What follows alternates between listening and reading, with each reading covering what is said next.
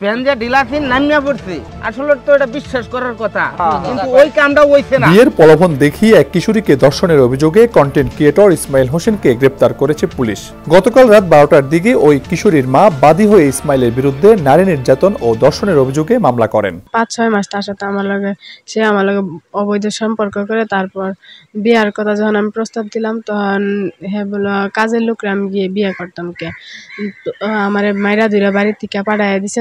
পরে হঠাৎ করে শনিবার দিন গিয়া রাত্রে মনে করুন যে আমি কাজ কামা গেছি গা আইসি দি মেয়ে কান্দাছে কান্দার পরে দেখরে আমি কই কিরে কি হয়েছে কান্দস কে কয় ইসমাইলে হাইরা আমার এই সব খারাপ কাম করছে তা খারাপ কাম করছে পরে আমি আশেপাশে লোকেরা মনে করুন যে আমি জানাইছি যে ইসমাইলে এরম হাইরা আমার মেয়েরে লোকজনরে জানাইছি যে খারাপ কাম করছে।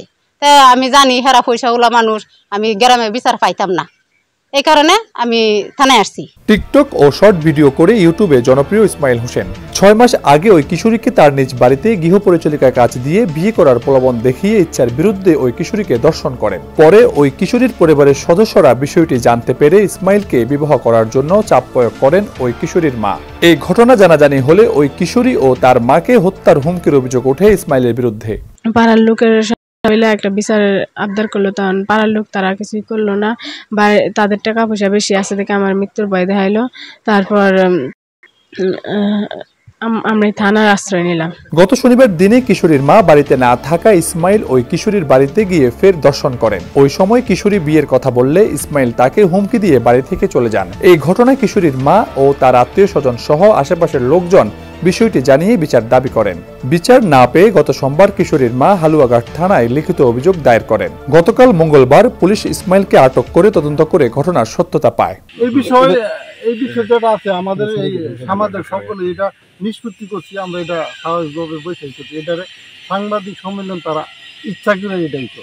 আমার বক্তব্যটা এটাই হচ্ছে যে ইসমাইল ভাইকে যারা চিনেন তারা অবশ্যই ধৈর্য ধরেন, সত্য অবশ্যই আমি উপস্থাপন করবো। ইসমাইল ভাই বৈধ দ্বিতীয় স্ত্রী, সে মানুষের প্ররোচনায় যখন ডিভোর্স লেটার পাইছে মামলা দায়ের করেছে।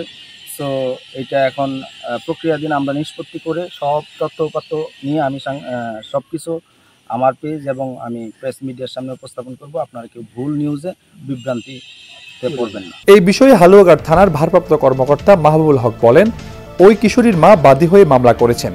অভিযুক্ত ব্যক্তিকে গ্রেপ্তার করে আদালতে পাঠানো হয়েছে। কিশোরীকে পুলিশের হেফাজতে নিয়ে মেডিকেল পরীক্ষার জন্য ময়মনসিংহ মেডিকেল কলেজ হাসপাতালে পাঠানো হয়েছে। ময়মনসিংহ হালুয়াঘাট প্রতিনিধি রফিকুল্লাহ চৌধুরী মানিকের পাঠানো তথ্যচিত্রে ডেস্ক রিপোর্ট সমকাল।